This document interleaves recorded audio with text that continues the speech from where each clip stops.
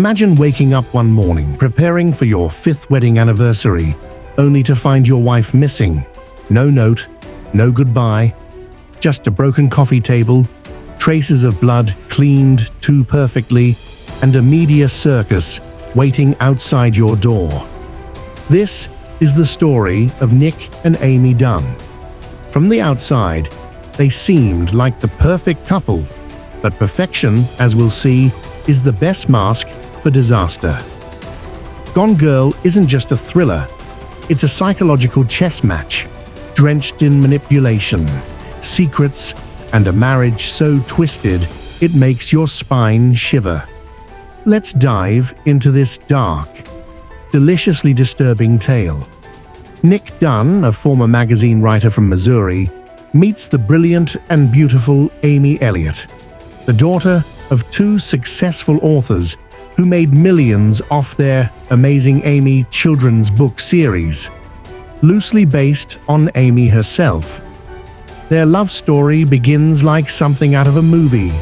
Flirtatious banter, romantic sparks, a picturesque New York backdrop. But when the recession hits and both lose their jobs, they move to North Carthage, Missouri, to care for Nick's sick mother.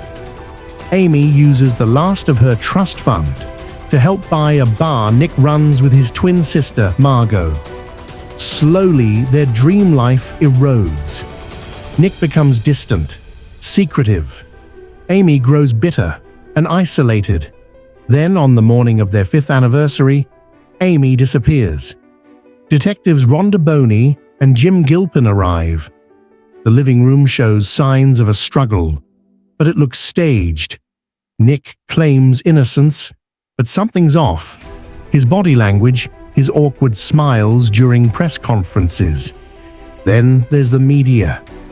As soon as the news breaks, Amy becomes America's sweetheart, and Nick becomes the villain. Each anniversary, Amy left Nick a clue for a treasure hunt. This year's hunt becomes a vital part of the investigation, as it seems Amy was leading Nick, intentionally or not, on a path to his own undoing. The diary discovered by police paints a chilling picture. Amy writes of being afraid of Nick, of his temper, and even hints that he might kill her. The final diary entry ends with, "This man may kill me." Just when we're convinced that Nick is a murderer, boom, the twist hits. Amy is alive.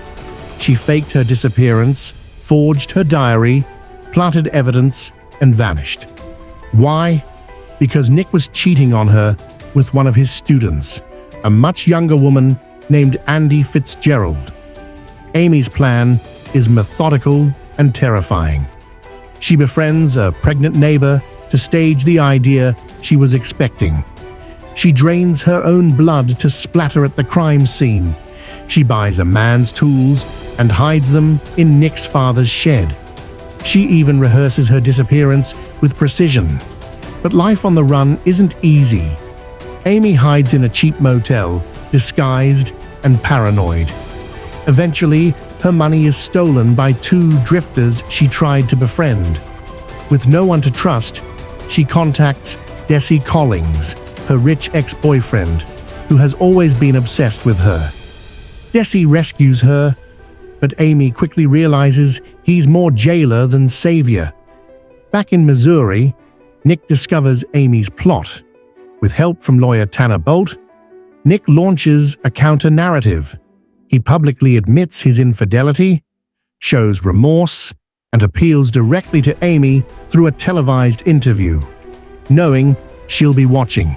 It works. Amy, trapped and disillusioned with Desi's controlling ways, decides to flip the script again. She seduces Desi, then kills him in a gruesome scene staged to look like a rape and escape.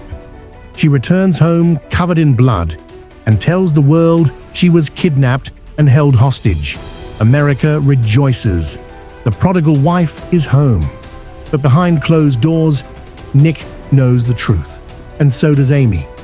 She threatens to destroy him if he reveals it.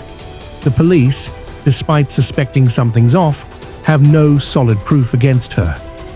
Then comes the final, sick twist. Amy announces she's pregnant. She used Nick's stored sperm from a fertility clinic. Nick, now truly trapped, decides to stay. For the baby, he claims. But it's clear, he's afraid. Amy has won. The manipulator is in full control. As the credits roll, we're left with a haunting realization. This isn't a love story. It's a horror story, wearing love's skin. Amy and Nick's marriage is a prison of lies, media manipulation, and emotional blackmail. Yet they stay together because their twisted version of love is the only thing they understand. Gone Girl isn't just about a disappearance. It's about the masks we wear, the roles we play, and the terrifying lengths we'll go to keep up appearances. It dares to ask, how well do you really know the person you married? Let's rewind. Amy didn't just fake her death, she weaponized her intelligence. Her diary was carefully crafted over months to appear authentic. Dates, weather, tone shifts, it was all calculated. And the clues for the treasure hunt. They weren't just anniversary riddles, they were landmines meant to corner Nick. In one clue, Amy leads him to the woodshed behind his father's old house. Inside, boxes of high-end purchases Amy bought with Nick's credit card but kept hidden. To the police, it's more damning evidence of a husband preparing for life after murder. Nick, desperate, begins to piece it together. He knows Amy. He knows her mind games. But how can he prove it when the whole world worships her? He becomes a media puppet, every word rehearsed, every appearance a strategy. His lawyer Tannenbolt reminds him, "You're not trying to prove your innocence in court. You're trying to win over America." Meanwhile, Amy's life with Desi turns darker. His lake house is beautiful, but sterile. Cameras monitor her. He chooses her clothes. She realizes she's traded one cage for another. And Desi? He's planning to keep her forever. Amy's survival instinct kicks in. She pretends to love him, gains his trust, and waits for the perfect moment. When it comes, she executes it flawlessly. The scene is gory, shocking, and undeniably convincing to law enforcement. When Amy returns, the country celebrates. News anchors cry. Social media explodes. Andy, the mistress, is shamed and run out of town. Nick, bloodied and beaten in the press, is now the devoted husband.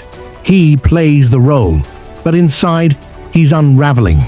Amy bathes in attention. She holds court in interviews, praising Nick's loyalty. Behind closed doors, she confesses everything. And Nick, eyes hollow, realizes there's no escaping her. When Amy reveals she's pregnant, Nick's last sliver of hope dies. He's not just stuck, he's bound for life. And Amy, she wins. Again. Gone Girl is about performance. Nick performs innocence. Amy performs victimhood. The media performs outrage. And the audience, us, we're all complicit, devouring the spectacle. Amy isn't just a villain. She's a mirror of obsession, of control, of the expectations we place on women and wives. Nick isn't a hero. He's a coward, a cheat, and eventually a prisoner. Their marriage is a war disguised as love. And in the end, they both surrender. Not to each other, but to the roles they've created.